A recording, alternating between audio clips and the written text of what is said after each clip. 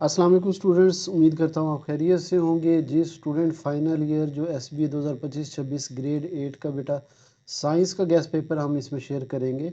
अच्छा बेटा, ये चीज़ नोट फरमा लें कि जो बच्चे बोर्ड वाले हैं ये उनके लिए वीडियो बिल्कुल भी नहीं है। ये सिर्फ SBA वालों के लिए है जो SBA के पेपर दे रहे हैं 8 क्लास के साइंस के। इंग्लिश मीडियम और उर्दू मीडियम हम इसमें डिस्कस करेंगे, लेकिन ये SBA वालों के हैं। साइंस जो जो बोर्ड वाले हैं उनके लिए अलग वीडियो बनाई हुई है। आप चैनल पे जाएं, बोर्ड वाली वीडियो देखें, ये SBA वालों की है, ठीक है। तो जो बेटा SBA वाले हैं बेटा, बात सुन लें। पहले हम सारे के सारे MCQs करेंगे, फिर एंड पे हम सारे के सारे सब्जेक्टिव क्वेश्चन करेंगे, ठीक है। तो ये मुकम्मल वीडियो है। जो बच्चा SBA के पेपर के लिए वीडियो कर लेगा उसका एक सवाल भी और एक भी MCQs वो गलत नहीं होगा। सारे MCQs आपने इसमें से करने हैं और सारे ही सब्जेक्टिव। और मैं थोड़ा थोड़ा समझाऊंगा इंशाल्लाह, जैसे मैं पहले ही करता हूँ, तो आपको ये चीज़ें याद भी हो जाएंगी। तो बेटा वीडियो पूरी देखें, स्किप नहीं करना एक भी सेकंड इसका क्योंकि इसके अंदर कंप्लीट वीडियो है। ये MCQs भी हैं सारे और सब्जेक्टिव पार्ट भी है। तो पहले MCQs होंगे और फिर सब्जेक्टिव होंगे। तो चले जी शुरू करते हैं। वीडियो को बेटा ज़रूर लाइक कर दे और चैनल को ज़रूर सब्सक्राइब कर दो, ताकि हम 9th क्लास में शुरू से ही बोर्ड की तैयारी करें इस चैनल से, ठीक है। तो चले जी शुरू करते हैं। वीडियो ज़रा लंबी है क्योंकि मैंने बहुत इंपॉर्टेंट MCQs हैं समझा के अपलोड किए हैं, तो सारी सुननी है ताकि आपका पेपर अच्छा हो। तो बगैर टाइम वेस्ट किए शुरू करते हैं। जी बेटा, तो हमारे पास क्वेश्चन नंबर 1 है। During the respiration which gas is released into the atmosphere. Respiration के दौरान कौन सी गैसें फिजा में खारिज होती हैं? तो बेटा, जब हम सांस ले रहे होते हैं ऑक्सीजन हम अपने जिस्म के अंदर लेके आ रहे होते हैं और कार्बन डाइऑक्साइड को हम बाहर निकाल रहे होते हैं। तो रेस्पिरेशन के दौरान कौन सी गैस फिजा में खारिज होती है? Carbon dioxide. इसके बाद नेक्स्ट क्वेश्चन है हमारे पास, which of the following gas increase the temperature of earth. बेटा, ये जो कार्बन डाइऑक्साइड है ये हमारे टेम्परेचर को गर्म कर रही है और ग्लोबल वार्मिंग का सबब बन रही है। कार्बन डाइऑक्साइड आप यूं जहन में रख लें, ये जो धुआं उठता है असल में ये कार्बन डाइऑक्साइड होती है। तो ये हमारे ज़मीन के दर्जा हरारत को इंक्रीज कर रही है, बढ़ा रही है कार्बन डाइऑक्साइड। इसके बाद नेक्स्ट क्वेश्चन है, which of the following process bring balance to life on earth. मंज़ैल में से कौन सा अमल ज़मीन पर ज़िंदगी में तवाज़ुन कायम करता है? तो बेटा, ये जो हम ऑक्सीजन साइकिल है ना, मतलब हम सांस लेते हैं तो ऑक्सीजन लेते हैं फिजा से और कार्बन डाइऑक्साइड निकालते हैं। और पौधे जब खुराक बना रहे होते हैं तो ऑक्सीजन निकालते हैं। तो ये जो ऑक्सीजन से पौधों का खुराक बनाना और हमारा सांस लेना इस ऑक्सीजन साइकिल की वजह से है, इसलिए हम इसे कह रहे हैं कि ये ज़मीन पर ज़िंदगी में तवाज़ुन कायम किया हुआ है इसने। तो ऑक्सीजन साइकिल। इसके बाद है जी, फोर ब्रेन के हिस्से की शनाख्त करें। बेटा, ये जो हमारा हाइपोथैलेमस है ना, ये फोर ब्रेन का पार्ट है, हाइपोथैलेमस, ठीक है। ये हमारी बॉडी के टेम्परेचर वगैरह को, भूख को, इनको कंट्रोल करता है, हाइपोथैलेमस। इसके बाद बेटा नेक्स्ट क्वेश्चन है जी हमारा, learning is related to which part of the human brain. सीखने का ताल्लुक इंसानी दिमाग के किस हिस्से से है? बेटा, इसका है सेरिब्रम। यानी जब आप सीख रहे होते हैं ना, जब मतलब बाज बच्चे जल्दी सीख जाते हैं, बाज बच्चे जल्दी नहीं सीख पाते, तो जो जल्दी सीख जाते हैं उनका सेरिब्रम अच्छा होता है। तो लर्निंग के हवाले से सीखने का ताल्लुक कौन सा काम करता है दिमाग का हिस्सा? सेरिब्रम।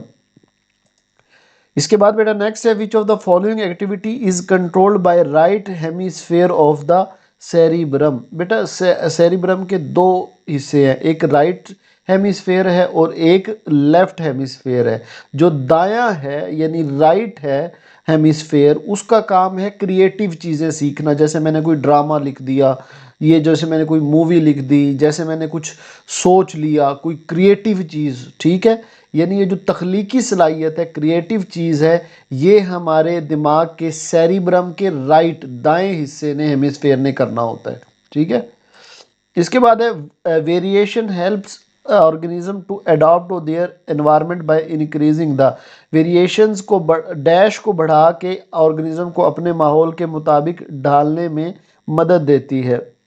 अच्छा बेटा, पहले इसका मतलब क्या है कि वेरिएशन किस चीज़ को बढ़ा रही है, जिसकी वजह से वेरिएशन क्या है? जैसे अब ज़राफ़ा है ना, ज़राफ़ा, अब आपने देखा होगा इनकी गर्दनें जो है लंबी हैं। कभी बहुत हज़ारों सैकड़ों साल पहले चले जाएं तो ज़राफ़े की जो गर्दनें होती थी ये लंबी नहीं होती थी, ये छोटी होती थी। तो इनके फिर जो गर्दनें हैं वो दरख्तों तक नहीं पहुंच पाते थे, नहीं खा पाते थे।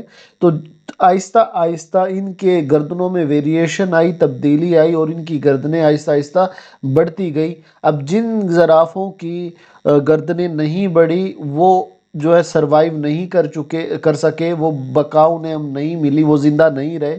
और जिन ज़राफ़ों में वेरिएशन आ गई यानी गर्दनें लंबी हो गई, उनको बका मिल गई, उनको सर्वाइवल मिल गया, यानी वो मौजूद रहे। ठीक है जी। इसके बाद है genetic characteristic pass from one generation to another. बेटा कौन सी ऐसी इनमें कैरेक्टरिस्टिक है, खासियत है जो आपके वालदैन से आप में आने की चांस है या आती है। अगर आपके वालदैन की खुदा ना खास्ता एक टूटी हुई लेग है, तो क्या ज़रूरी है कि बच्चों की लेग टूटी होगी? नहीं भाई, ये तो एक फिज़िकल है, जलने का निशान है, नहीं ये भी नहीं, ज़ुबान ये भी नहीं, बल्कि ब्लड ग्रुप जो है ये एक जेनेटिक करेक्टरिस्टिक है जो आपके वालिद का है, हो सकता है वो आपका हो, तो ये ब्लड ग्रुप जो है ये मुंतकिल होता है। इसके बाद है जी next, guanine pair with which base in DNA. बेटा ये बहुत ज़्यादा एमसीक्यूज पूछा जाता है। गवानीन हमेशा ना जी सी इस तरह आपने याद रखना है, जी सी गवानीन और साइटोसिन। गवानीन हमेशा साइटोसिन के साथ पेयर होता है। ये मतलब आप यूँ समझ लें कि जो डीएनए ना उसकी जो सीढ़ी होती है, यानी जैसे आपके जहन में लगाएं जो घरों में सीढ़ियाँ होती हैं, उसकी एक लेफ्ट साइड है और एक राइट साइड है। तो लेफ्ट अगर गवानीन है तो राइट हमेशा साइटोसिन होगी। तो गवानीन किसके साथ पेयर बनाती है? साइटोसिन के। The part of the DNA which carries information for particular protein. DNA का वो हिस्सा जिसमें मखसूस प्रोटीन की मालूमात होती हैं। बेटा जीन के अंदर हमारी सारी की सारी खसूसियात मौजूद होती हैं। जीन वो हिस्सा होता है, यानी आपने आपके जिस्म में क्या है, क्या बनना है, कद कितना होगा, वो हमारे डीएनए के जीन के अंदर लिखा होता है। इसके बाद बेटा नेक्स्ट है which of the following options indicate the correct use of biotechnological product. मंदर झैल में से कौन सा ऑप्शन बायोटेक्नोलॉजिकल प्रोडक्ट के दुरुस्त इस्तेमाल की निशानदही करता है? इसका मतलब बेटा सिंपल ये है कि मतलब अगर जैसे बीटा एंड्रोफिन जो है ये नशुनमा के लिए इस्तेमाल हो रही है, नहीं ये किसी और चीज़ के लिए। वैक्सीन दर्द से निजात के लिए, दर्द से निजात के लिए तो एंटीबायोटिक होती है। तो ये बाकी सारे गलत हैं। एंड जो इंटरफ्यूरॉन है ये एंटीवायरल प्रोटीन है, ठीक है, बाकी सारे गलत हैं। यानी इंसुलिन गजाई सप्लीमेंट नहीं है, तो ये गलत हो गए। इंटरफ्यूरॉन जो है ये एंटीवायरल प्रोटीन है। इसके बाद बेटा नेक्स्ट क्वेश्चन हमारे पास है element arranged in horizontal rows are called. बेटा जो सीधी कतारें होती हैं ना वो पीरियड कहलाते हैं, और जो कॉलम होते हैं पीरियोडिक टेबल के अंदर वो हमारे ग्रुप कहलाते हैं। तो जो उफ़की कतारें जो रोज हैं हॉरिजेंटल वो हमारे पीरियड कहलाते हैं, और जो कॉलम होंगे वो हमारे ग्रुप कहलाते हैं। Some metal can be changed into wire because metals are. कुछ मेटल को तारों में तब्दील किया जा सकता है क्योंकि मेटल्स हैं। बेटा क्योंकि वो लचकदार होते हैं, डक्टाइल होते हैं। जैसे आपके घरों में केबल हैं, तारें हैं, उनके अंदर वो देखिए तारों जो कॉपर की या सिल्वर की तारें हैं, क्यों वो तारों बन सकती हैं? क्योंकि वो लचकदार होती हैं, डक्टाइल होती हैं। इसके बाद नेक्स्ट क्वेश्चन है हमारे पास which gas is produce during the following chemical reaction. बेटा जब जिंक का पतरा होता है ना, जिंक आप यूं समझ लें कि जैसे आपका ये जो सिक्का होता है सेल का, उसी तरह का जिंक होता है। आप HCl यानी एक तेजाब है HCl उसमें डालेंगे ना तो हाइड्रोजन गैस निकलेगी। देखिए मैं आपको इसका रिएक्शन भी बताता हूँ। जिंक और क्लोरीन मिलके जिंक क्लोराइड बना देंगे और हाइड्रोजन H उसमें से निकल जाएगी गैस। तो H2 ये वाली गैस, ये हाइड्रोजन का फॉर्मूला है, H2 गैस निकलेगी। इसके बाद बेटा नेक्स्ट क्वेश्चन है हमारे पास the given reaction is an example of which chemical reaction. बेटा रिएक्शन की मुख्तलिफ अकसाम होती हैं। तो जब दो चीज़ें मिल के एक चीज़ बना रही हो तो इसको कम्बिनेशन रिएक्शन बोलते हैं। नहीं अब देखिए मैग्नीशियम है और ऑक्सीजन है, अब ये दोनों मिल के कंबाइन होके मैग्नीशियम ऑक्साइड बना रही हैं। तो ये कौन सा रिएक्शन होगा? कम्बिनेशन। दिया गया केमिकल रिएक्शन किस केमिकल रिएक्शन की मिसाल है? कम्बिनेशन। ये दोनों कंबाइन होके ये बना रही हैं, तो ये कम्बिनेशन ये वाली इसकी एग्जांपल है, ठीक है। इसके बाद बेटा नेक्स्ट क्वेश्चन है जी common example of exothermic reaction. Exothermic reaction बेटा वो होता है जिसमें जब वो रिएक्शन होता है तो हीट निकलती है, आग निकलती है। तो जब ऐसा रिएक्शन, जब आग निकले तो वो रिएक्शन क्या कहलाता है? एक्सोथर्मिक। अब जैसे लकड़ी जला रहे हो, अब इससे हीट निकलेगी ना, तो ये एक्सोथर्मिक है। कोयले जला रहे हो, एक्सोथर्मिक है। तो ऐसा रिएक्शन जिससे हीट निकलती हो, ये रिएक्शन क्या कहलाएगा? Exothermic. N example of an exothermic reaction, अभी देखें फ्यूल का जलना। कोई भी चीज जब जल रही है, हीट निकालनी है उसने, और हीट जब भी निकलेगी, ऐसा रिएक्शन जिसमें से आग जली हुई जरूरी नहीं है, हीट होनी चाहिए, गर्माइश पैदा करे जो रिएक्शन, वो एक्सोथर्मिक रिएक्शन है। आपके घरों में कभी आपने चूना होता हुआ देखा हो, जब पानी को चूने में डालते हैं ना, तो बड़ा वो चूना जो है वो उबलने लग जाता है, तो वो भी एक्सोथर्मिक रिएक्शन की मिसाल है। इसके बाद बेटा नेक्स्ट क्वेश्चन है, when an acid react with base the resultant product will B. बेटा ये मेरी बात याद रख लें, आपके बोर्ड में शॉर्ट क्वेश्चन भी आ सकता है कि जब एक एसिड बेस के साथ रिएक्ट करती है तो साल्ट यानी नमक और पानी बनाती है। इस अमल को न्यूट्रलाइजेशन बोलते हैं। जब एक एसिड बेस के साथ रिएक्ट करे तो वो पानी और साल्ट बनाती है, यानी नमक बनाती हैं, और इस अमल को न्यूट्रलाइजेशन बोलते हैं, न्यूट्रलाइजेशन बोलते हैं। इसके बाद नेक्स्ट है जी, the salt which is use to prevent heart attack and strengthen the bones consist of.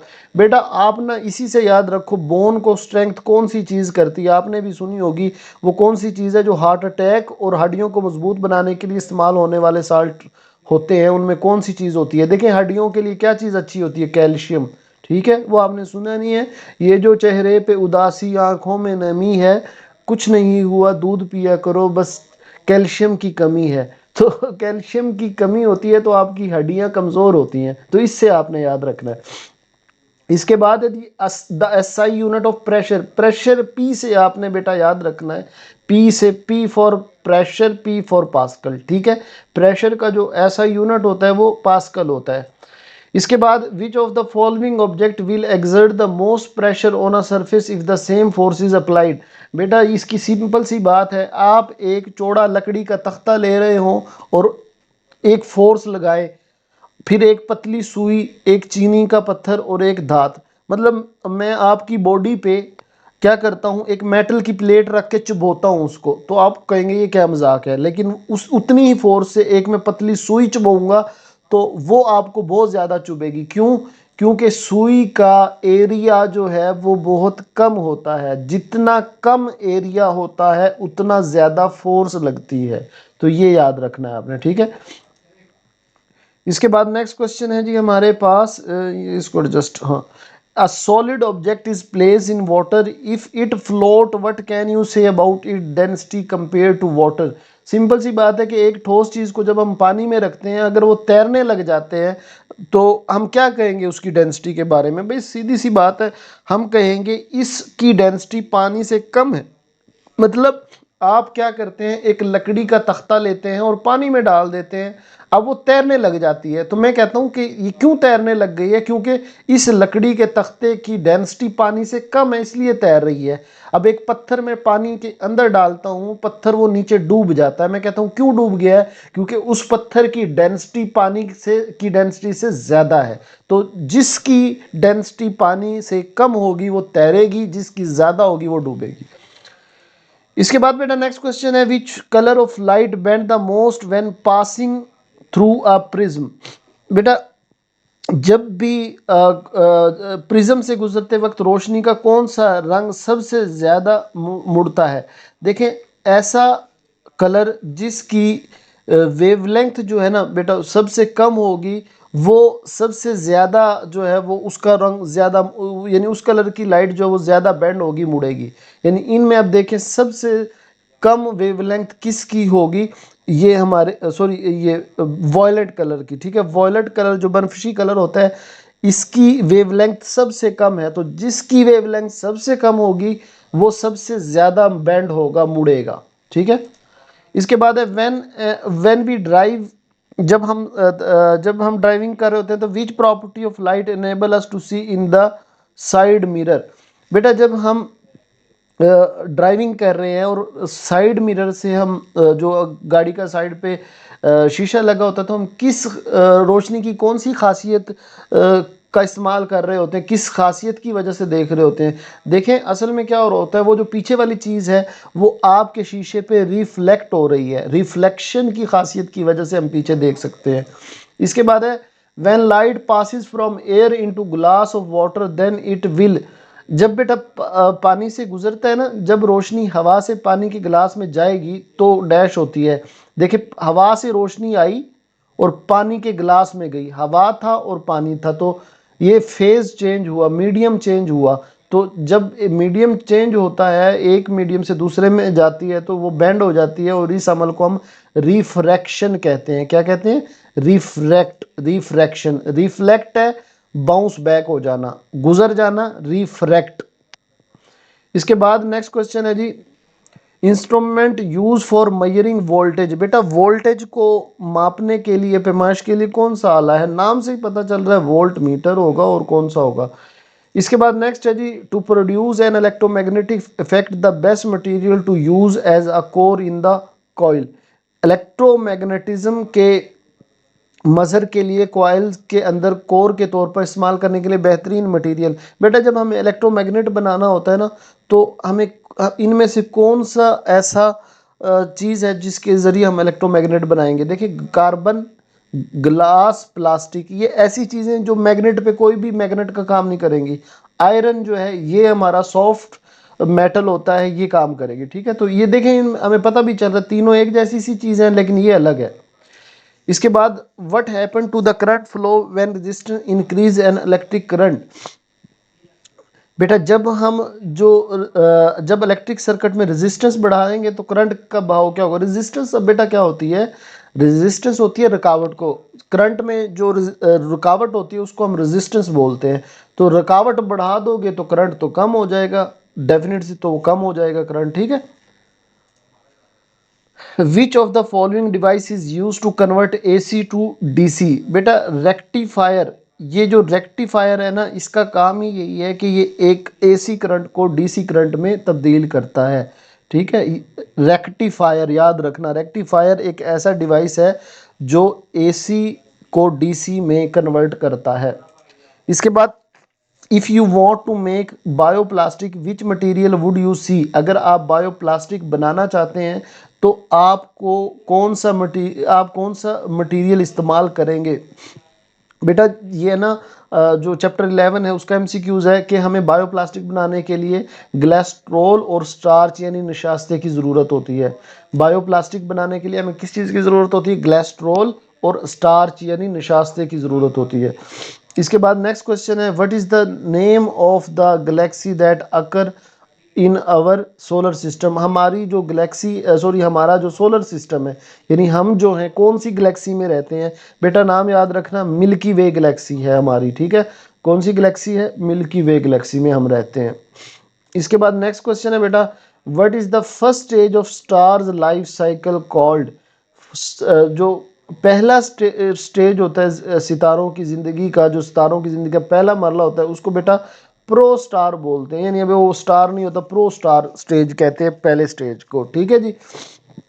इसके बाद बेटा नेक्स्ट हमारे पास क्वेश्चन है, during respiration which gas is release into atmosphere. ये हमने पहले भी किया, कार्बन डाइऑक्साइड रिलीज होती है। इसके बाद नेक्स्ट क्वेश्चन है जी, the gas that mainly contribute to the green house effect due to its high, ये सॉरी मैं इसको ना इस तरह का, हाँ ठीक है अब सही है, high concentration and heat absorbing ability in the atmosphere. वो गैस जो फिज़ा में ज़्यादा मिकदार में मौजूद होने और हरारत जज़ब करने की सलाहियत की वजह से ग्रीन हाउस इफेक्ट में बुनियादी किरदार अदा करती है। बेटा आपने पीछे हमने एक MCQs में देखा था कि कार्बन डाइऑक्साइड ऐसी गैस है जो दर्जा हरारत को बढ़ाती है। कैसे बढ़ाती है? वो हरारत को जज़ब करती है। ठीक है, कार्बन डाइऑक्साइड कैसे बढ़ाती है? वो हरारत को जज़ब करती है, इसलिए वो फिर हमारी ज़मीन का, हम जैसे हमारी ज़मीन में कार्बन डाइऑक्साइड मौजूद है, अब सूरज से रोशनी आ रही है, अब हालांकि सूरज से रोशनी वापस जानी चाहिए रिफ्लेक्ट होके, लेकिन जो हमारी दुनिया के इर्द गिर्द कार्बन डाइऑक्साइड मौजूद होती है ना ज़मीन के गिर्द, अब वो उसको हरारत को जज़ब कर लेगी, तो ऑटोमेटिकली हमारा जो दर्जा हरारत है वो क्या हो जाएगा? बढ़ जाएगा, तो कार्बन डाइऑक्साइड। इसके बाद बेटा नेक्स्ट क्वेश्चन है हमारे पास, the role of atmosphere in the carbon cycle is to. Sorry decomposer, the role of decomposer in the carbon cycle is to, बेटा डीकम्पोजर का काम होता है डीकम्पोज करना, यानी डेड बॉडी को ब्रेक डाउन करना। आपने देखा होगा कि कोई जानवर वगैरह या कोई इस तरह की चीज़ है जो बाहर गली में मरी पड़ी है, आहिस्ता आहिस्ता आहिस्ता करके वो ना एक दिन स्मेल करती है, फिर कम होती जाती है और एक दिन वो ख़त्म हो जाती है, तो वो कहाँ चली जाती है? असल में जो डीकम्पोजर है उसको ब्रेक डाउन करके, उसको तोड़ फोड़ करके उस मुर्दा जानदार को ख़त्म कर देते हैं। तो ये बैक्टीरिया और फंजाई होते हैं। इसके बाद बेटा नेक्स्ट क्वेश्चन है हमारे पास, which organ serve as the main pathway for signal between the brain and the rest of the body. देखिए हमारा जो दिमाग होता है और हमारी बॉडी होती है, उनको उस क्या चीज़ है जो आपस में लिंक करवाती है? तो स्पाइनल कॉर्ड आपने बॉडी का देखा होगा, वो जो जाल सा बिछा होता है, जो मेन रीढ़ की हड्डी होती है, वो हमारे दिमाग और बाकी जिस्म के हिस्सों में कनेक्शन बनाती है, स्पाइनल कॉर्ड रीढ़ की हड्डी, ठीक है। Which part of the brain control hunger and thirst? बेटा जो ना हाइपोथैलेमस होता है ना, हाइपोथैलेमस, इसका काम ही यही है कि भूख प्यास वगैरह को ये देखता है हाइपोथैलेमस, ठीक है। The largest part of the human brain that control conscious thought and memory. अब मेमोरी को, कॉन्शियसनेस को, शऊर को, क्रिएटिविटी को कौन करता है? सेरिब्रम को। हमने पहले भी पढ़ा है इस एमसीक्यूज को इस तरह कि अगर मुझे याद करनी है, कोई चीज़ समझनी है, तो कौन सा पार्ट होता है? Cerebrum, cerebrum. Language and language and scars on the skin are example of. जुबान और जिल्द पर जो दाग धब्बे होते हैं वो किसकी एग्जाम्पल है? बेटा ये हमारी genetic variation, sorry environmental variation की एग्जाम्पल है। कि देखिए अब जिस्म पे या चेहरे पे दाग धब्बे हैं, ये कोई हमारी कुदरती तौर पे नहीं होते, बल्कि हमारे माहौल की वजह से वो चेंज हो गया।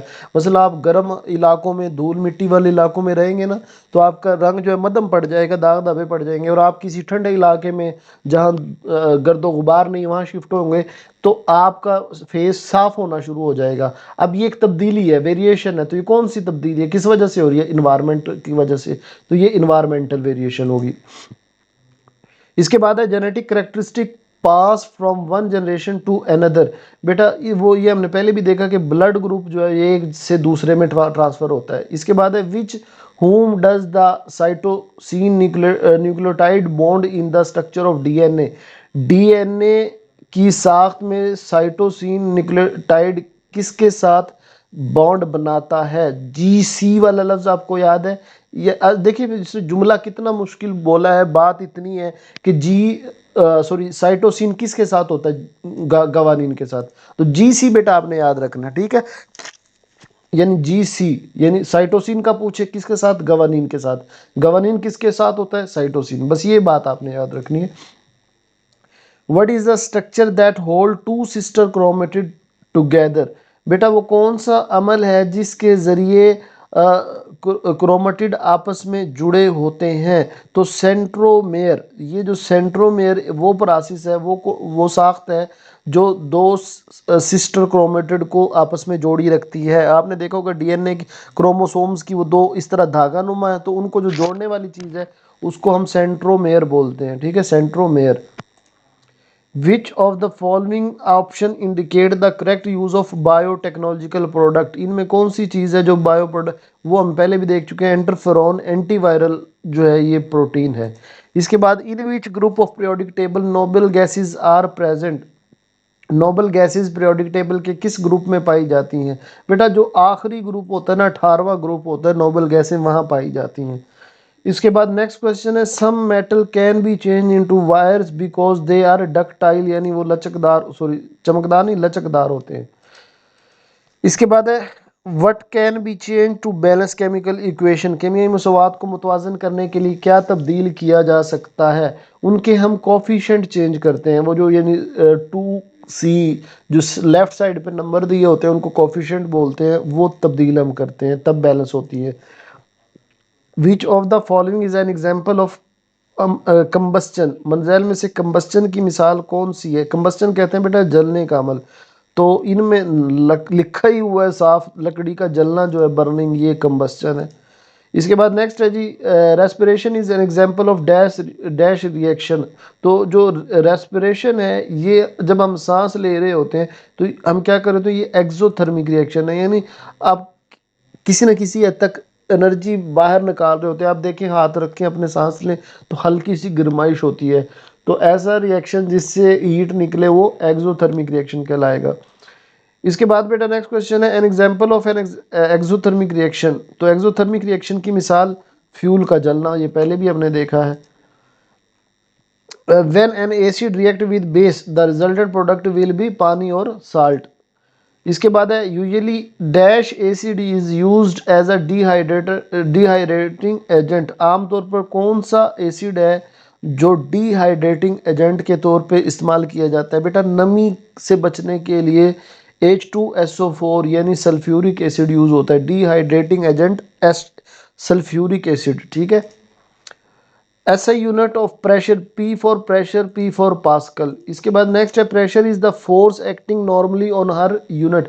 प्रेशर वो फोर्स है जो आमतौर पर फी एरिया यानी P जो प्रेशर है और पर यूनिट F है, फोर्स है, तो P is equal to F/A होता है, यानी प्रेशर वो फोर्स होती है, P इज इक्वल टू वो फोर्स ओवर द एरिया, ठीक है। तो ये है इसका। If the mass of an object is 10 kilogram, its volume is 5 meter cube, what will the density? बेटा देखे, डेंसिटी होती है मैस ओवर वॉल्यूम, यानी मैस को वॉल्यूम पर तकसीम कर दो, तो ये डेंसिटी का formula, density is equal to mass बटा वॉल्यूम। तो मैस कितना है 10, तकसीम करो 5 को, तो 5 दूनी 10, 5 टू ज़ा 10, तो 2, ये 2 इसका आंसर आएगा। 10 को डिवाइड करो 5 पे तो क्या आंसर आता है 2। इसके बाद नेक्स्ट है, in which medium the speed of light is fastest. रोशनी की स्पीड किस मीडियम में सबसे तेज होती है? बेटा रोशनी जो है ना, ज़्यादा किस में तेज, पानी में, गिलास में, डायमंड में, कौन सी ऐसी चीज़ है जिसमें ये फास्टेस्ट करेगी? तो हवा, सॉरी हवा, मैंने गलती से यहाँ टिक कर दिया, बोला हवा है, क्योंकि हवा में ना कोई चीज़ रुकावट नहीं होती, गैस के मॉलिक्यूल है, तो इसलिए वो ज़्यादा यहाँ पे सफ़र करेगी तेज़ी से। इसके बाद नेक्स्ट है, which type of mirror is use by dentist to see magnified image of teeth. देखिए वो जो बड़ा चीज़ करके दिखाती है ना, वो गोल सा जो शीशा होता है, एक चीज़ को बड़ा करके दिखा रही होती है, तो ये कनकेव मिरर होता है, ठीक है। कनकेव मिरर जो बड़ा करके दिखा रही होती है, मैग्नीफायर के तौर पे जो चीज़ बड़ा करके दिखाएगा जो शीशा, वो कनकेव मिरर होता है। इसके बाद है, due to which characteristic of light fish in water can not be seen in the original place. रोशनी की किस खसूसियत की वजह से पानी में मछली अपनी असली जगह पर नज़र नहीं आती? बेटा देखें, हमने पहले भी पढ़ा, जब रोशनी एक मीडियम से दूसरे मीडियम में दाखिल होती है, यानी जब हम देख रहे होते हैं तो रोशनी हवा से पानी में जा रही है, अब वो पानी में जब जाएगी तो वो थोड़ी सी बेंड होगी, और जो मछली है उस वो अपनी जगह से किसी और जगह पे नजर आएगी, तो ये रिफ्रैक्शन की वजह से है, ठीक है, रिफ्रैक्शन की वजह से। इसके बाद नेक्स्ट है जी, the flow of electrical charges is known as, ये करंट की डेफिनेशन है, ठीक है। Electric current is defined as the rate of flow of electric charging through a conductor के इलेक्ट्रिकल चार्ज का बहाव क्या कहलाता है? करंट कहलाता है, तो ये करंट की डेफिनेशन है। Which property of an electromagnetic allow its polarity to be reserved? Electromagnetic की कौन सी खसूसियत है इसकी पोलैरिटी तब्दील करने का बाइस बनती है? तो डायरेक्शन ऑफ फ्लो, यानी अगर जो करंट की सिमत है ना वो तब्दील होगी तो उसकी पोलैरिटी भी तब्दील हो जाएगी। तो कौन सी खसूसियत पोलैरिटी तब्दील करती है? करंट के सिमत को, ठीक है, जिस सिमत करंट होगा उसी तरफ उसकी इलेक्ट्रोमैग्नेटिक की खसूसियत होगी। के बाद है, if a current of 10 ampere flow through a bulb of 100 volt, ठीक है, what will be the value of resistance. बेटा आर का फॉर्मूला आप याद रख लो, आर होता है वी ओवर आई, यानी वी होता है वोल्ट जो कि 100 है, और करंट होता है आई जो कि 10 है, तो 100 को 10 पे डिवाइड करो तो 10 10 100, तो ये 10 ओहम इसका आंसर हो जाएगा, यानी 100 पे डिवाइड करना है, यानी वोल्ट को डिवाइड करना होता है किससे? एम्पेयर से, करंट से, तो जो आंसर आएगा वो उसका रेजिस्टेंस होती है। इसके बाद नेक्स्ट है जी हमारे पास after the power supply stop suddenly an inverter convert direct current into, बिजली की सप्लाई अचानक बंद हो जाने के बाद इन्वर्टर डायरेक्ट करंट को किस करंट में तब्दील करता है? डायरेक्ट को अल्टरनेट करंट में, ठीक है, डीसी को यानी एसी। आपने इस तरह याद रखना है, बट डायरेक्ट करंट का उलट जो होता है ना वो अल्टरनेटिंग करंट होता है, एसी होता है। तो ये चीज़ है। इसके बाद है which substance is added as a plasticiser to increase the flexibility of product. ये जो हम प्लास्टिक वगैरह बनाते हैं, ये मसलन जैसे अब वो आपने डिस्पोजेबल ग्लास देखे होंगे, आपको पता है ये निशास्ते के बने होते हैं, यानी आटा जो होता है इस तरह की चीज़ से बने होते हैं।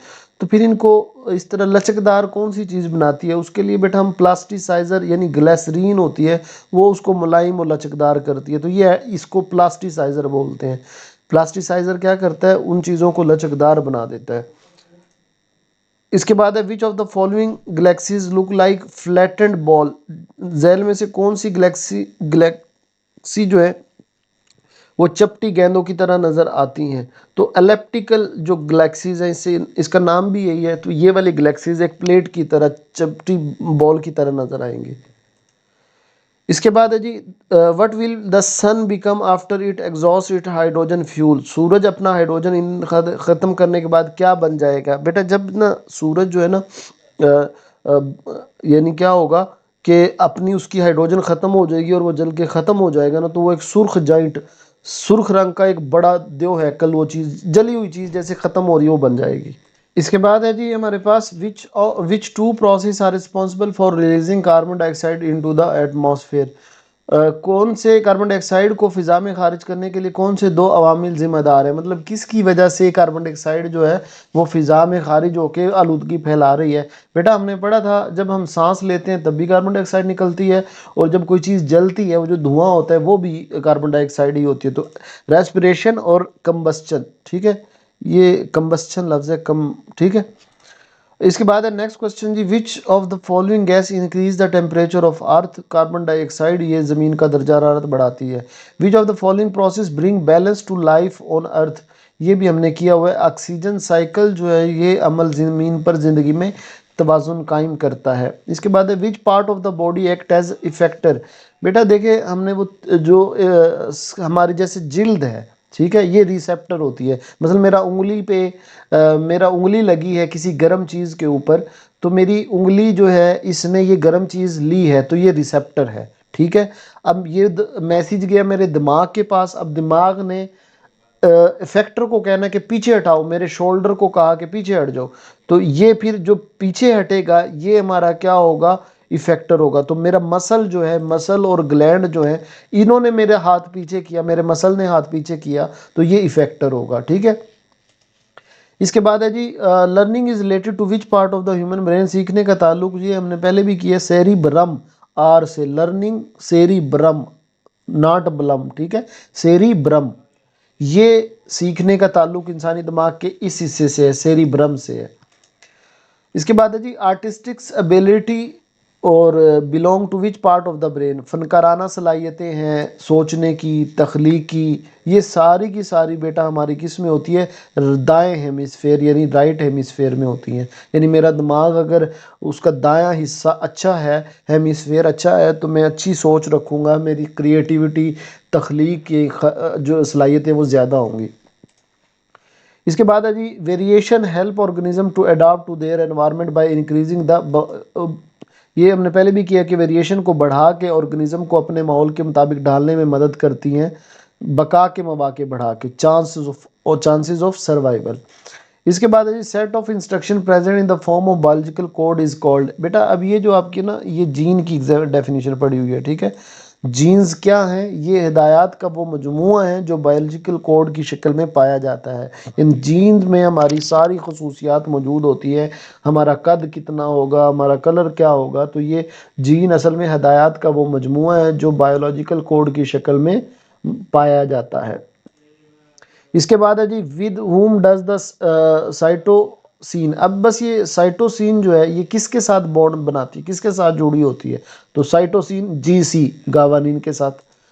इसके बाद the part of DNA which carries information from particular protein. बेटा जो इंफॉर्मेशन किस में होती है डीएनए के अंदर, जीन में, यानी डीएनए है उसके अंदर जीन एक चीज़ होती है, उस जीन में हमारी इंफॉर्मेशन होती है, मालूमात होती है कि इसका कद कितना होगा। ठीक है, डीएनए का कौन सा हिस्सा होता है जिसमें इंफॉर्मेशन या मालूमात होती है, जीन के अंदर।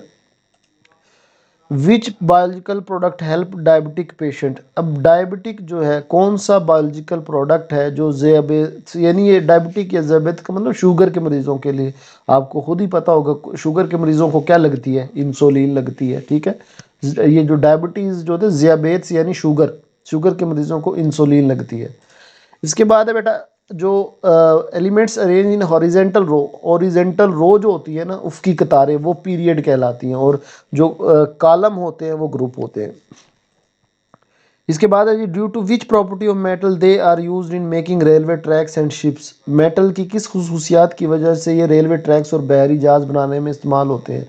देखें हम मेटल को यूज़ कर रहे होते हैं कि ये रेलवे लाइंस भी बन जाती हैं, बड़े बड़े जहाज़ भी बन जाते हैं। क्यों? क्योंकि ये हार्ड होते हैं, हार्डनेस, सख्ती की वजह से। Identify N unbalance chemical equation. अच्छा, अनबैलेंस कौन सी होगी बेटा, जो जिसके दोनों साइडें बराबर नहीं होंगी। मसलन अब इसमें देखें ये ये बैलेंस लग रही है। अच्छा, एक सोडियम दो क्लोरीन, एक सोडियम दो क्लोरीन, ये भी बैलेंस है। ठीक है, अब इसमें देखते हैं O3, ये भी बैलेंस है। अब इसमें देखिए कार्बन एक है, ऑक्सीजन दो है, ये भी बैलेंस है। इसमें एक कैल्शियम, एक कार्बन, तीन ऑक्सीजन, एक कैल्शियम, एक कार्बन, तीन ऑक्सीजन, ये भी बैलेंस है। एक सोडियम दो क्लोरीन, ये भी बैलेंस है। इसको चेक करते हैं, एक कार्बन हो गया, चार हाइड्रोजन। ठीक है, और ऑक्सीजन कितनी है, चार। हाँ देखें, अभी इसको देखें, कार्बन कितनी है पूरे, ये एरो है ना, इससे पहले पहले देखें कार्बन कितनी है, एक। इधर कितनी कार्बन है, एक। अब हाइड्रोजन चेक करें, चार। इधर कितनी है, दो दूनी चार, हाइड्रोजन चार। ऑक्सीजन चेक करें, दो दूनी चार, और इधर कितनी है, दो। तो ये ऐसी है जो बैलेंस नहीं है। Which element is necessary for combustion. बेटा कंबस्टन जो होता है ना, ये जलने का अमल होता है। कंबस्टन रिएक्शन के वकूफ़ होने के लिए कौन सा एलिमेंट ज़रूरी है, तो जलने के अमल के लिए ऑक्सीजन का होना ज़रूरी होता है। इसके बाद है common example of exothermic reaction. तो जलने का, एक्सोथर्मिक रिएक्शन की मिसाल कौन सी है, जलने का अमल जो लकड़ी का जलना है। इसके बाद है जी reaction that absorb heat from the surrounding is called. बेटा ऐसा रिएक्शन जो केमिकल रिएक्शन जो हरारत को माहौल से जज़ब करता है, यानी खारिज लेता है, तो इसको एंडोथर्मिक बोलते हैं। बेटा ये एक्सोथर्मिक को एंडोथर्मिक समझ लें। एक्सोथर्मिक जो फिज़ा में हरारत भेजेगा, खारिज करेगा, एक्सोथर्मिक, और जो फिज़ा से हरारत को जज़ब करेगा, एंडोथर्मिक। इसके बाद है which of the following substance cause burning on the skin. बंदर में से कौन सी शय जिल्द पर जलन पैदा करेगी। ये जो आपने कहा तेजाब डाल दिया, तेजाब, तो तेजाब एक ऐसी चीज़ है, एसिड एक ऐसी चीज़ है जो जिल्द पे लगेगी तो वो जला देगी जिल्द को।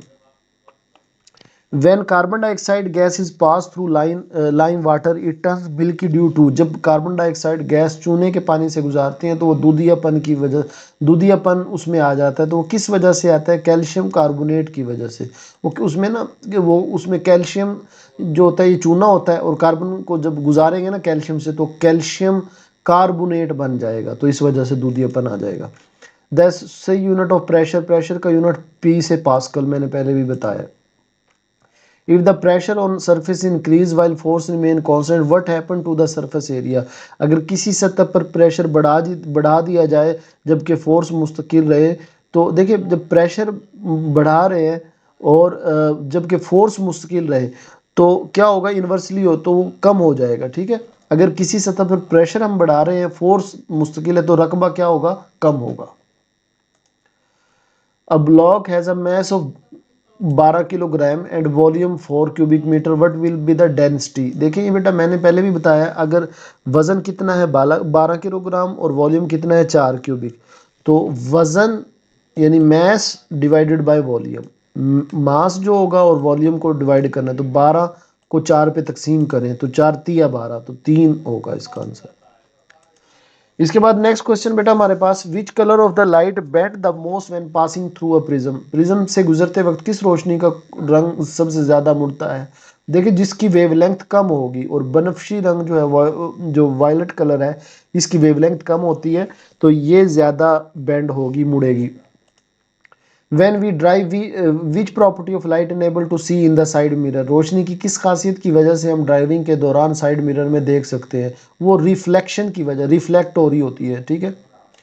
इसके बाद which of the following example illustrate the refraction of light, मंजैल में से कौन सी मिसाल रोशनी की रिफ्रैक्शन को, बेटा रिफ्रैक्शन हमेशा होती है एक चीज से दूसरी में गुजर जाना, तो सितारों का टिमटमाना जो है ये हम तक पहुंच रहा है किसकी वजह से, रिफ्रैक्शन की वजह से।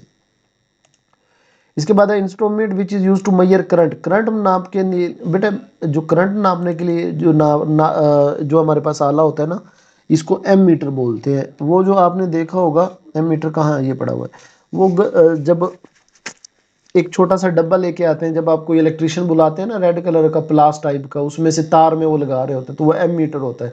तो करंट नापने के लिए कौन सा आला यूज होता है, ammeter, ammeter current नापने के लिए।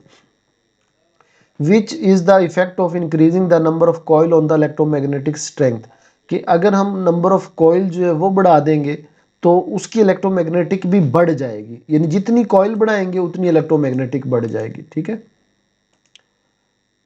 If a current of 20 ampere is passed through a torch cell of 40 volt, the value of resistance will be, अगर 20 एम्पेयर करंट एक ऐसी टॉर्च सेल से गुजरे जिसका वोल्टेज 40 हो, तो रेजिस्टेंस क्या होगी।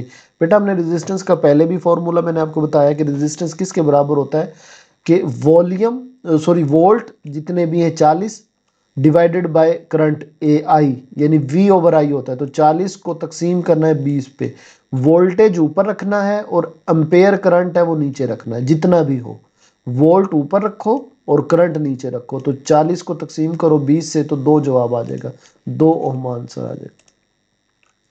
Which of the following device is use to convert AC to DC, बेटा एसी ये रेक्टिफायर इस्तेमाल होता है, मंजैल में से कौन सा आला एसी को डीसी में तब्दील करने के लिए इस्तेमाल होता है, रेक्टिफायर, ठीक है। रेक्टिफायर एक ऐसा आला होता है जो एसी करंट को डीसी में कन्वर्ट कर देता है। इसके बाद नेक्स्ट है जी, which substance is added as plasticiser to increase the flexibility of product, मसनूआत में लचक बढ़ाने के लिए कौन सा मादा प्लास्टिसाइजर के तौर पर शामिल किया जाता है, जो चीज़ उसको नरम कर दे वो ग्लिसरीन हम यूज़ करते हैं। विच of the following galaxies look like flattened ball, दर्जन में कौन सी गैलेक्सी चपटी गेंद की तरह नजर आती है, जो एलिप्टिकल होती है, एलिप्टिकल का मतलब भी यही है, वो यानी वो बेजवी टाइप, ठीक है, वो जैसे गेंद है उसको दबा दे चपटी कर दे तो वो एलिप्टिकल होती है। The temperature of the sun at its centre is dash million centigrade, बेटा जो सूरज का ना दर्जा हरारत होता है, सूरज के मरकज में जो दर्जा हरारत होता है वो तकरीबन 15 मिलियन सेंटीग्रेड होता है, कितना होता है, 15 मिलियन सेंटीग्रेड होता है। इसके बाद बेटा नेक्स्ट क्वेश्चन है हमारे पास, during photosynthesis plant release oxygen as a by product, all organism use this oxygen in, photosynthesis के दौरान पौधे ऑक्सीजन बाय प्रोडक्ट के तौर पर खारिज करते हैं, तमाम जानदार उस ऑक्सीजन का इस्तेमाल डैश में इस्तेमाल करते हैं। देखें ये रेस्पिरेशन, हम जो सांस लेते हैं, पौधे ना खुराक कार्बन जब अपनी खुराक बनाते हैं तो कार्बन डाइऑक्साइड इस्तेमाल करते हैं और ऑक्सीजन खारिज करते हैं, तो वही ऑक्सीजन हम सांस में अंदर लेते हैं और कार्बन डाइऑक्साइड खारिज करते हैं। तो मकसद है जो फोटोसिंथेसिस के दौरान पौधों ने ऑक्सीजन खारिज की, बाय प्रोडक्ट का मतलब है जो एक्स्ट्रा चीज़ बनाते हैं, तो वो ऑक्सीजन एक्स्ट्रा बनाते हैं और वही ऑक्सीजन हम रेस्पिरेशन यानी सांस लेने में इस्तेमाल करते हैं। इसके बाद बेटा नेक्स्ट है हमारे पास, which of the following gas increase the temperature of earth, carbon dioxide जो है ये हमारी अर्थ का टेम्परेचर ज़्यादा कर रही है, मंजैल में से कौन सी गैस ज़मीन का दर्जा हरारत बढ़ाती है, कार्बन डाइऑक्साइड।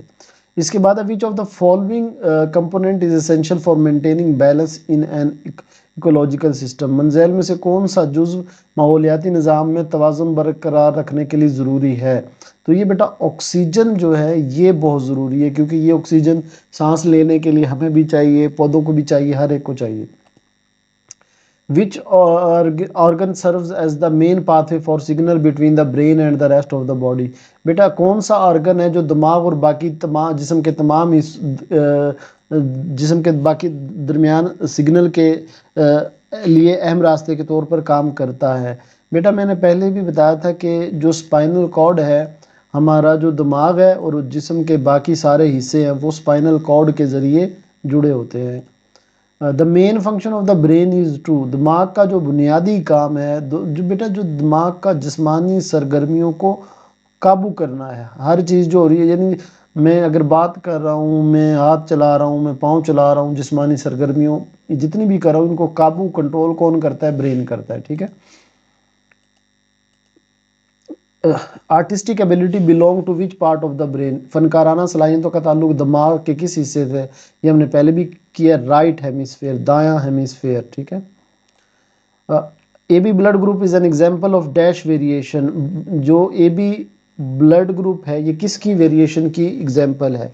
तो ये बेटा ये हमारी ना जो ए बी यानी मदर का अगर ए ग्रुप था और फादर का बी ग्रुप था, मिसाल के तौर पे, तो बच्चे का पॉसिबल है ए बी ग्रुप हो जाए, तो ये जेनेटिक यानी विरासती वेरिएशन की मिसाल है। ठीक है।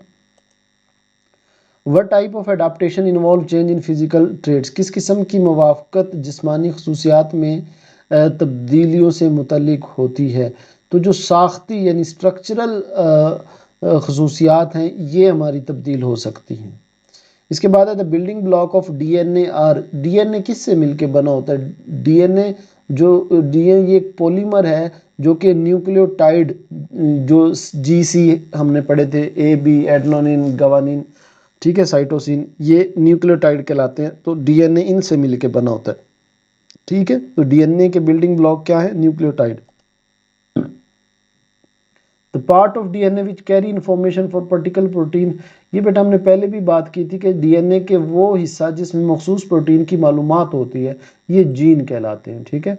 यानी जो अहम इंपॉर्टेंट इंफॉर्मेशन किसके अंदर होती है? जीन के अंदर होती है। इसके बाद है जी कौन सा बायोटेक्नोलॉजी का प्रोडक्ट ज़ियाबीत्स के मरीजों के लिए मददगार साबित होता है? ये बेटा हमने ज़ियाबीत्स या डायबिटिक पेशेंट, क्या शुगर के मरीज, तो इंसुलिन हमने पहले भी इसको देखा। How many elements are there in short period of periodic table, short period में कितने एलिमेंट्स होते हैं? बेटा शॉर्ट पीरियड जो है ना, पहले और दूसरे पीरियड को शॉर्ट पीरियड कहते हैं। उसमें यानी उसमें दो एलिमेंट, पहला जो होता है पीरियोडिक टेबल के शॉर्ट पीरियड में कितने, पहला पीरियड जो होगा उसमें दो होंगे, हाइड्रोजन और हीलियम। तीसरे में कितने? 10 से। How many element are there in a short period of the, इसका बेटा दो आंसर है। Short period contain 8 element, the second and third. अच्छा वो टोटल पूछ रहा है। ठीक है। शॉर्ट पीरियड दो हैं। ठीक है। ये नहीं मकसद है, पहला और दूसरा ये दोनों शॉर्ट पीरियड कहलाते हैं, सॉरी। ठीक है, पीरियड 2 एंड 3, और इसमें टोटल 8 होते हैं। Okay. Some metal can be change into wires because metal are, अच्छा मेटल की कौन सी वो खसूसियात है जिन कुछ मेटल को तारों में तब्दील किया जा सकता है जिसकी वजह से? वो बेटा लचकदार होती हैं, इसलिए कुछ मेटल को तारों में तब्दील किया जा सकता है, क्योंकि मेटल्स हैं लचकदार, डक्टाइल हैं इसलिए। गैर मतवाजी कीमियाई मसावात की शिनाख्त करें। अब इसमें देखें बेटा कौन सी गैर मतवाजी है। अब देखें ये जो एरो लगा हुआ है ना दरमियान में, ये वाला, या आप ये कह लें ये एरो है, इसकी लेफ्ट और राइट साइड हमें चेक करनी है। अब लेफ्ट साइड पे देखें 2 दूनी 4, ऑक्सीजन कितनी है? 4, यानी ये 2 इसके आगे है 2 पीछे, 2 दूनी 4 मल्टीप्लाई होते हैं, लेकिन यहाँ पे ऑक्सीजन सिर्फ 2 हैं, तो ये ही बस हमें पता चल गई है ये अनबैलेंस है। Which element is necessary for combustion reaction to take place, combustion होता है जलने का अमल, और जलने के अमल के लिए बेटा ज़रूरी है कि ऑक्सीजन का होना बहुत ज़रूरी है। इसके बाद है जी the common example of exothermic reaction, exothermic किसी भी चीज़ जो कोई भी रिएक्शन जिसमें से आग निकलेगी, जलने का अमल जो होता है ये एक्सोथर्मिक होता है। A cold pack used to treat injury feel cold because it absorb heat, this is an example of, ये बेटा जो चीज़ एब्जॉर्ब करे यानी ज़ख्मों के इलाज के लिए इस्तेमाल होने वाला कोल्ड पैक हरारत जज़ब करने की वजह से ठंडा महसूस होता है, ये डैश रिएक्शन की मिसाल है, ये एंडोथर्मिक की। बेटा जब ऐसा केमिकल रिएक्शन जिसमें हीट जज़ब हो तो वो एंडोथर्मिक कहलाता है, जिसमें हीट निकले तो वो एक्सोथर्मिक कहलाता है। इसके बाद नेक्स्ट है जी lime water turn milky after passing through it, बेटा लाइम जो होता है ना, ये लाइम वाटर में कार्बन अच्छा लाइम वाटर किसके पास करने से? कार्बन डाइऑक्साइड अगर आप उसमें से पास करवा दें तो वो दूधिया हो जाएगा, ठीक है, कैल्शियम कार्बोनेट बन जाएगा। इसके बाद है जी next, baking soda is use for giving dash to bread and cake. Baking soda bread और केक में किस मकसद के लिए इस्तेमाल होते हैं? तो बेटा ये आपका जो बेकिंग सोडा में जो हम ब्रेड और केक डालते हैं, ये क्या करते हैं, इसको सॉफ्ट बना देते हैं, नरम बना देते हैं, ठीक है। मतलब अगर ये ना हो तो अब जो ब्रेड है, रोटी है, ये डबल रोटी है या तो केक है, वो नरम नरम से होते हैं, इसलिए क्योंकि इसमें बेकिंग सोडा डाला होता है और वो इस चीज़ को सॉफ्ट बना देते हैं, नरम बना देते हैं। The symbol for unit of pressure, P for pressure, P for pascal, ठीक है। इसके बाद pressure is the force acting normally on per unit area. Pressure वो फोर्स है जो आमतौर पर फी यूनिट डैश पर काम करती है, एरिया पे काम करती है। A solid object is placed in water if float that what can you say about it density compare to water, के एक ठोस चीज को पानी में रखा जाता है, अगर ये तैरती है तो आप इसकी डेंसिटी के बारे में क्या कह सकते हैं? यानी अगर वो नहीं डूबी तो इसका मतलब है वो क्या है, वो उसकी डेंसिटी पानी से लेस देन है, कम है। इसके बाद है जी the speed of light is, रोशनी की अददी रफ्तार है, यानी स्पीड ऑफ लाइट जो है वो कितनी है? तो बेटा कहा जाता है कि 3 लाख किलोमीटर फी सेकंड है, ठीक है। 3 लाख किलोमीटर, एक सेकंड में 3 लाख किलोमीटर ये चली जाती है रोशनी। इसके बाद है image formed by a plane mirror is, जो भी इमेज प्लेन मिरर से बनेगा बेटा वो उल्टा होगा और वो यानी गैर हकीकी होगा, सॉरी अपराइट होगा, और रियल गैर हकीकी होगा और सीधा होगा, ठीक है। वर्चुअल, गैर हकीकी और अपराइट यानी सीधा होगा, ठीक। ये वाला दूसरा option. when light passes from air into glass of water then it जब बेटा लाइट है वो एयर से ग्लास में जाएगी, यानी शीशे में दाखिल होती है हवा से, तो वो रिफ्रैक्ट हो, एक जिस्म से दूसरे जिस्म में जब चीज़ दाखिल हो रही होती है तो इसको रिफ्रैक्शन बोलते हैं। इसके बाद है SI unit of current. Current का एसआई यूनिट होता है बेटा वाट, ठीक है, सॉरी एम्पेयर, वाट नहीं होता, एम्पेयर होता है, ठीक है। करंट का एसआई यूनिट क्या होता है? एम्पेयर, एम मीटर के जरिए नापते हैं। What is the effect of increasing the number of coil on the electromagnetic strength? बेटे जैसे नंबर ऑफ कॉइल बढ़ाएंगे मैग्नेट के अंदर, उसकी जो है मैग्नेटिक पावर भी बढ़ जाएगी। किसी इलेक्ट्रोमैग्नेटिक की ताकत पर कॉइल की तादाद बढ़ाने से क्या असर होता है? उसकी ताकत बढ़ जाएगी। जी बेटा नेक्स्ट है यूपीएस स्टैंड फॉर। यूपीएस क्यों जब हम घरों में लगाते हैं तो हमारी बिजली जो है वो इंटरप्ट नहीं होती, रुकती नहीं है, तो uninterrupted power supply. UPS stand for U uninterrupted, U power और supply, UPS uninterrupted power supply. इसके बाद है for making bioplastic from starch we heat solution at. बेटा हम 70 डिग्री सेंटीग्रेड पर इसको हीट करते हैं, ठीक है, ये गलती से तो लग गया 70 डिग्री पे। अगर निशास्ते से हम बायोप्लास्टिक का महलूल बनाने के लिए हम किस दर्जा हरारत पर गर्म करते हैं? 70 पे। विच of the following Galaxy look like a flattened ball. तो फ्लैट 10,000 में से कौन सी गैलेक्सी चपटी गेंदों की तरह नजर आती है? तो एलिप्टिकल, ये बेजा सब, ये इस तरह का ना, ये ऐसे बेजवा बंद अंटे की तरह, एलिप्टिकल इसको बोलते हैं। ये गैलेक्सी होती है चपटी गेंदों की तरह। इसके बाद है जी the temperature of the sun at its centre is dash million centigrade. सूरज के मरकज में दर्जा हरारत कितना है? 15 मिलियन सेंटीग्रेड है, ठीक है। Which of two process are responsible for releasing carbon dioxide in the atmosphere. ये हमने पहले भी देखा है कि रेस्पिरेशन और combustion. Which of the following gas increase the temperature of earth. मंजल में से कौन सी गैस जमीन का दर्जा हरारत बढ़ाती है? Carbon dioxide. Which of the following component is essential for maintaining balancing and ecological system। मंजल में से कौन सा जुज मालियाती निज़ाम में तवाज़ुन बरकरार रखने के लिए ज़रूरी है? तो ऑक्सीजन ज़रूरी है। इसके बाद which of the part body act as a factor. जिस्म के कौन से हिस्से से फैक्टर के तौर पर काम करते हैं? तो हमारे जो बेटा मसल और ग्लैंड है ये फैक्टर के तौर पर काम करते हैं। इसके बाद learning is related to which part of the human brain. Learning हमें सीखने का जो ताल्लुक है इंसानी दिमाग के किस हिस्से से है? सेरिब्रम से है। इसके बाद है the largest part of the human brain that control conscious through out and memory. Memory को, कॉन्शियस को, लर्निंग को, ये सेरिब्रम, इंसानी दिमाग का सबसे बड़ा हिस्सा जो शऊरी ख्यालात और यादाश्त को कंट्रोल करता है, सेरिब्रम होता है। इसके बाद है जी the survival of organism in better environment is called, बेहतर माहौल में जानदारों की बका कहलाती है अडाप्टेशन, यानी वो अडॉप्ट कर गया है, ये अडाप्टेशन, ठीक है। Set of instruction present in the form of biological code is called gene, ये जो बेटा हदायत का वो मजमूआ जो बायोलॉजिकल कोड्स की शक्ल में पाया जाता है क्या कहलाता है, जीन्स कहलाता है। Which of the following correctly represent the complete base pairing in DNA.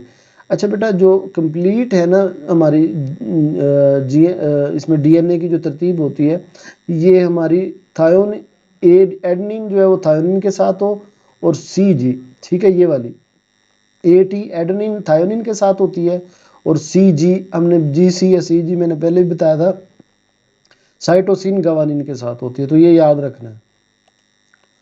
How many chromosomes are typically found in human, human के अंदर बेटा कितने क्रोमोसोम्स होते हैं, तो उसमें 23 पेयर होते हैं, 23 जोड़े होते हैं, यानी टोटल 46 क्रोमोसोम होंगे। Which of the following option indicate the correct use of biological product, ये पहले भी आया था, इंटरफेरोन एंटीवायरल प्रोटीन है।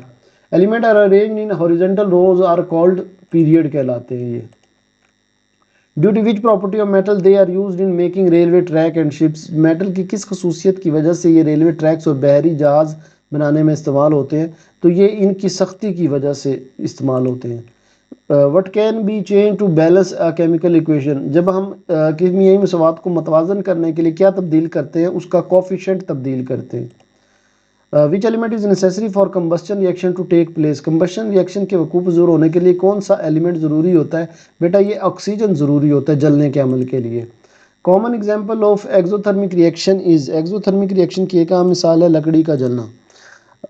A cold pack used to treat injuries feel cold because absorb heat. This is an example of dash reaction. जख्मों के इलाज के लिए इस्तेमाल होने वाला कोल्ड पैक हरारत जज्ब करने की वजह से ठंडा महसूस होता है, ये रिएक्शन डैश की मिसाल है। बेटा ये एंडोथर्मिक की है, जब भी हीट जो है एब्जॉर्ब होगी तो कौन सा होगा, एंडोथर्मिक होगा।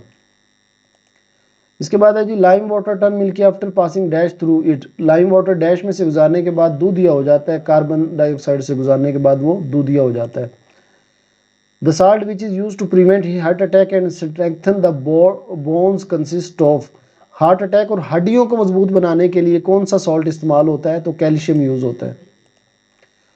If the effective area over which force act is reduce the effect of force will, अगर एरिया कम होगा तो जो उसका प्रेशर है वो बढ़ जाएगा, ठीक है, जितना ज़्यादा मतलब एरिया कम होगा प्रेशर उतना ज़्यादा बढ़ जाएगा।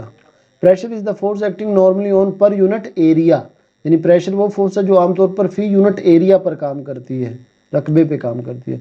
अब block has a 12 kilogram and volume उसका 4 क्यूबिक है, what will be the density, density होता है बेटा मास यानी ऊपर रखें और क्यूब नीचे रखें, तो 12 तकसीम 4, तो 4 तिया 12, तो ये आंसर आ जाएगा।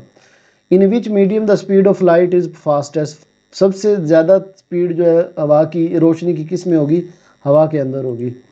इसके बाद which type of mirror is used by dentist to see a magnified image of teeth, दांतों के डॉक्टर के पास दांतों की बड़ी तस्वीर देखने के लिए किस किस्म का मिरर होता है, वो बेटा कनकेव मिरर होता है जो चीज़ों को बड़ा करके दिखाता है। इसके बाद है when light passes from air into glass of water then it will, जब रोशनी हवा से पानी के गिलास में जाएगी तो ये रिफ्रैक्ट हो जाएगी। बेटा जब एक मीडियम से दूसरे में जा रही है तो ये हमेशा क्या होगी, रिफ्रैक्ट होगी।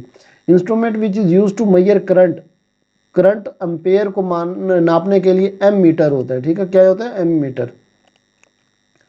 To produce an electromagnetic effect the best material to use a core in the coil, electromagnetism के मर्जर के लिए कॉइल के अंदर कोर के तौर पर इस्तेमाल करने से के लिए बेहतरीन जो मटेरियल है बेटा वो आयरन है, क्योंकि ये सारी प्लास्टिक वगैरह हैं, सबसे बेस्ट आयरन है। If a current of 10 ampere flow through bulb of 100 watt what will be the value of resistance, resistance find करनी है हमने, उन्होंने करंट यानी आई दिया हुआ है और वी यानी वोल्ट दिए हुए हैं, तो बेटा रेजिस्टेंस का फॉर्मूला होता है वोल्ट, वोल्ट को डिवाइड कर दो करंट से, वोल्ट ऊपर आएगा करंट नीचे आएगा, तो 100 तकसीम 10, तो 10 10 100 यानी 10 आंसर, इसका हम आंसर आ जाएगा। इसके बाद after the power supply stop suddenly an inverter convert direct current DC converter को अल्टरनेट करंट में तकसीम कर डिवाइड कर देता है।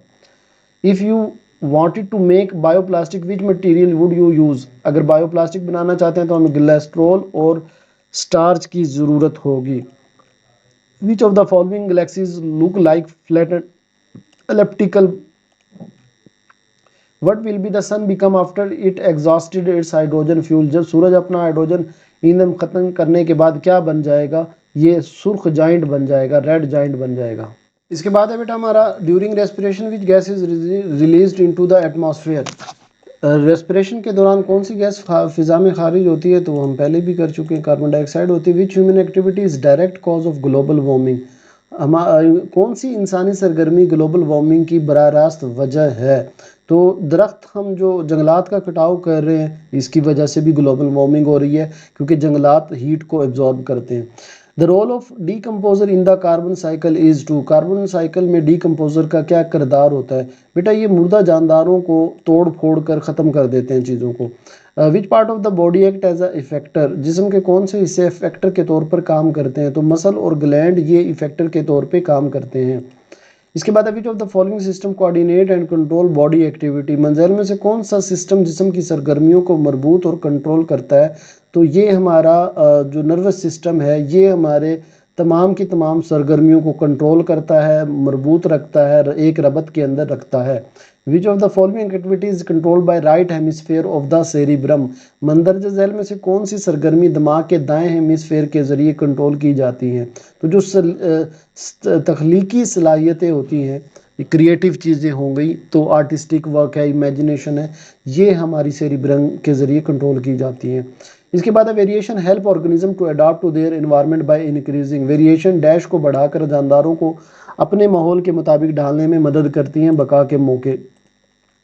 Set of instruction present in the form of biological code is called, हिदायत का वो मजमू जो बायोलॉजिकल कोड की शक्ल में पाया जाता है कहलाता है gene. with whom does the cytosine nucleotide bond in structure of DNA, तो साइटोसिन के साथ हमें पता है कि CG तो गवानीन होती है इसके साथ। what is the structure that hold two sister chromatid chroma, बेटा जो वो कौन सी साख्त है जो दो सिस्टर क्रोमेटिड को एक साथ रखती है, तो दो सिस्टर क्रोमेटिड सेंट्रोमेयर ये चीज़ जोड़ के रखती है उनको। Which biological product can be used against infectious disease, कौन सी बायोलॉजिकल प्रोडक्ट है जो मुतादिद बीमारियों के खिलाफ इस्तेमाल की जा सकती है। इन्फेक्शन के लिए जो बेटा हम यूज़ करते हैं वो वैक्सीन यूज़ करते हैं इन्फेक्शन के लिए। In which group of periodic table noble gases are present, noble gases जो हैं पीरियोडिक टेबल के किस ग्रुप में पाई जाती हैं, 18वें ग्रुप में पाई जाती हैं। Some metal can be change into wires because metals are, कुछ मेटल को तारों में किस खसूसियत की वजह से तब्दील किया जा सकता है, क्योंकि ये लचकदार यानी डक्टाइल होती हैं। Fe+O2 इनसे क्या बनेगा, आयरन ऑक्साइड बन जाएगा, ठीक है, लेकिन हमें उसका फार्मूला जो है वो याद होना चाहिए, Fe2O3 ये बनेगा इसका, ठीक है, Fe2O3 ये बेटा याद रखना है आपने। Which element is necessary for combustion reaction to place, combustion reaction के वकूफ़ ज़रूर होने के लिए कौन सा एलिमेंट ज़रूरी है, तो ऑक्सीजन ज़रूरी है। कॉमन एग्जाम्पल ऑफ एक्सोथर्मिक लकड़ी का जलना है, ये हम पहले भी कर चुके हैं। Reaction that absorb heat from the surrounding is called endothermic reaction, यानी ऐसा कि रिएक्शन जो हरारत जज्ब करता है endothermic. Usually dash acid is use as dehydrating agent, आमतौर पर डैश एसिड को डिहाइड्रेटिंग एजेंट के तौर पे कहा जाता है। सल्फ्यूरिक एसिड बेटा ये डिहाइड्रेटिंग एजेंट है। The SI unit of pressure, pressure का एसआई यूनिट पास्कल, पी से प्रेशर पी से pascal. Which of the following object will exert the most pressure on surface if the same force is applied, अगर एक ही force मुख्तलिफ अशिया पर लगाई जाए तो कौन सबसे ज़्यादा प्रेशर डालेगा, इनमें से एक पतली सुई जो है, क्योंकि इसका एरिया कम है तो प्रेशर ज़्यादा होगा। If an object is less dense then the fluid it plays in it will, अगर कोई चीज़ इस माया से कम डेंसिटी है जिसमें इसे रखोगे तो ये कम डेंसिटी है तो वो तैरने लगेगी, जाहिर है। The speed of light is, रोशनी की अददी रफ्तार 3 लाख किलोमीटर फी सेकंड है। Image found by plane mirror, जो भी प्लेन मिरर से बनेगा वो वर्चुअल होगा और अपराइट होगा, यानी गैर हकीकी होगा और सीधा होगा। विच of the following example illustrate the refraction of light, मंजर में से कौन सी मिसाल रोशनी की रिफ्रैक्शन को वजाहत करती है, तो बेटा हमने ये देखना है कि सितारे जो है ना, सितारों का टिमटमाना है, ये रिफ्रैक्शन को वाजे करता है। Instrument which is use to measure current is, current को मैयर करने के लिए कौन सा आला होता है, ammeter. Which property of an electromagnet allow its polarity to be reversed, electromagnetic कौन सी खसूसियात है जो इसकी पोलैरिटी तब्दील करने का बाइस बनती है, यानी अगर हम उसकी डायरेक्शन यानी सीमत चेंज कर देंगे करंट की तो इलेक्ट्रोमैग्नेट की उसकी पोलैरिटी भी चेंज हो जाएगी। If a current of 20 ampere is passed through a torch cell of 40 volt, the value of resistance will be। बेटा resistance अगर फाइंड करना है तो इसका फॉर्मूला हमें पहले पता है कि V ओवर I, V कितना है, वोल्ट कितना है 40, इसको ऊपर रखेंगे, I करंट कितना है 20, इसको नीचे रखेंगे, तो 40 को तकसीम करेंगे 20 पे तो 2 जवाब आएगा। Which of the following device is use to convert AC to DC, AC को DC को में कन्वर्ट करने के लिए रेक्टिफायर यूज होता है।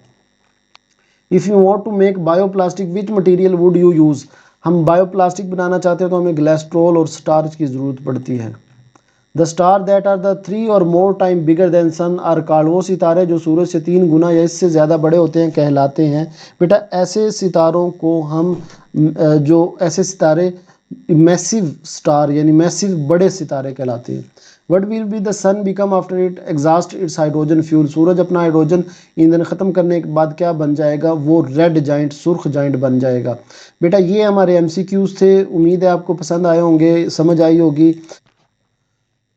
जी बेटा, तो अब हम जाते हैं सब्जेक्टिव की तरफ। अब सब्जेक्टिव में सबसे पहले हमारा जो क्वेश्चन है, अच्छा बेटा यही आप जो आपने MCQs किए इंशाल्लाह इन्हीं में से आपके MCQs आएंगे। अभी जो हम सब्जेक्टिव करने लगे हैं यही आपके सब्जेक्टिव आएंगे, ठीक है, तो यही आपने करने हैं। अब हमारा क्वेश्चन आंसर में पहला क्वेश्चन है बेटा, what is meant by mutualism and communalism, mutualism और कम्युनलिज्म से क्या मुराद है। म्यूचुअलिज्म ऐसा बाहमी ताल्लुक है जिसमें दोनों स्पीशीज़ को फ़ायदा होता है, इसे म्यूचुअलिज्म कहते हैं। और कॉमनलिज्म ऐसा बाहमी ताल्लुक है जिसमें एक स्पीशी फ़ायदा हासिल करती है जबकि दूसरी स्पीशी को फ़ायदा होता है और ना ही नुकसान होता है, इसे कॉमनसलिज्म कहते हैं, ठीक है बेटा। अब जैसे जिस दोनों को फ़ायदा, अगर कोई दो चीज़ें मिल के आपस में रह रही हैं, अगर दोनों को फ़ायदा हो रहा है तो ये म्यूचुअलिज्म है, और अगर दो एक को फ़ायदा होता है दूसरी को नुकसान और फ़ायदा कुछ नहीं होता तो ये कॉमनसलिज्म है, ठीक है।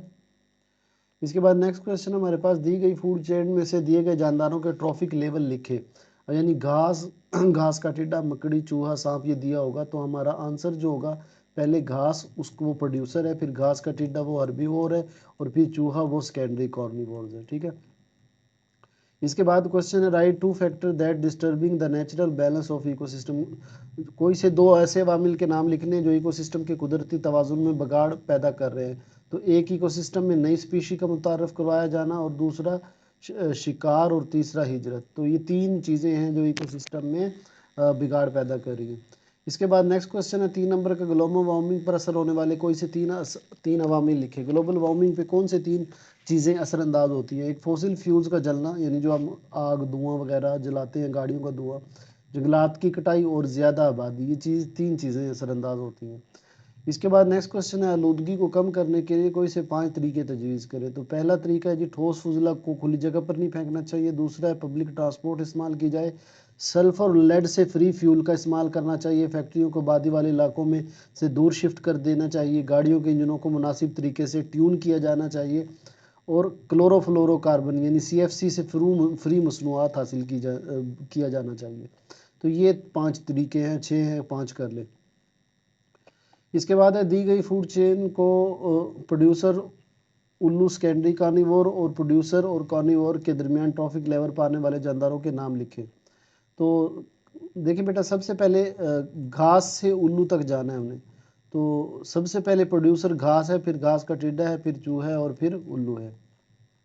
इसके बाद है competition, what are its types, competition क्या है, इसकी अकसाम कौन सी हैं। तो कंपटीशन जब दो या इससे ज़्यादा जानदार या पॉपुलेशन माहौल के एक ही वसीले मसलन खुराक, पानी या पनाह का इस्तेमाल करने की कोशिश करते हैं तो ये कंपटीशन कहलाता है। एक होता है बेटा आपका इंट्रासेप्टिक कंपटीशन, और दूसरा होता है इंटर स्पेसिफिक कंपटीशन, ठीक है। इसके बाद नेक्स्ट क्वेश्चन है जी, एक इकोलॉजिकल पैरामिड में एनर्जी के बहाव की दुरुस्त तरतीब लिखे और जानवरों की तादाद और वजन का इकोलॉजिकल पैरामिड में रुझान भी लिखे। तो एनर्जी की बहाव की तरतीब क्या होगी, पहले सेकेंडरी कॉर्निवोर्स हैं, फिर प्राइमरी कॉर्निवोर्स हैं, फिर हार्बीवोर्स हैं, फिर प्रोड्यूसर्स हैं, रुझान उनका क्या होगा, जानदारों की तादाद और वजन दोनों पैरामिड में नीचे से ऊपर की तरफ कम होते हैं। इसके बाद नेक्स्ट क्वेश्चन बेटा हमारे पास, क्रीनियल और स्पाइनल नर्व में से कोई से दो फर्क लिखे। तो क्रीनियल नर्व दिमाग से निकलते हैं, इंसानी जिस्म में इनके 12 जोड़े होते हैं। स्पाइनल नर्व जो कार्ड से निकलती है, इंसानी जिस्म में इनके 31 जोड़े होते हैं। इसके बाद बेटा नेक्स्ट क्वेश्चन है, right at least one function of each following part of the brain. ये जो ब्रेन के पार्ट नज़र आ रहे हैं इनके हमें हर एक का एक एक फंक्शन लिखना है। तो सबसे पहले सेरिब्रम का फंक्शन है, ये तकरीर, फ़हम, तख्लीकी सलाहियतों वगैरह को कंट्रोल करता है। फिर दूसरे नंबर पर बायोथैलेमस है, ये जिस्म के दर्जा हरारत, भूख और प्यास को कंट्रोल करता है। और तीसरी नंबर पे है सेरिबलम, ये जिस्म में तवाज़ुन बरकरार रखता है और ऐन मुताबिक हरकत करता है।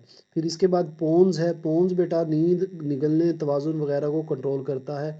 मेडोला ओब्लैंगटा, ये दिल की धड़कन, सांस लेने, हाजमा वगैरह को कंट्रोल करता है। थैलेमस, ये सेंसरी अफ़ाल को कंट्रोल करता है। इसके बाद है, write the name of part of the cerebrum hemisphere.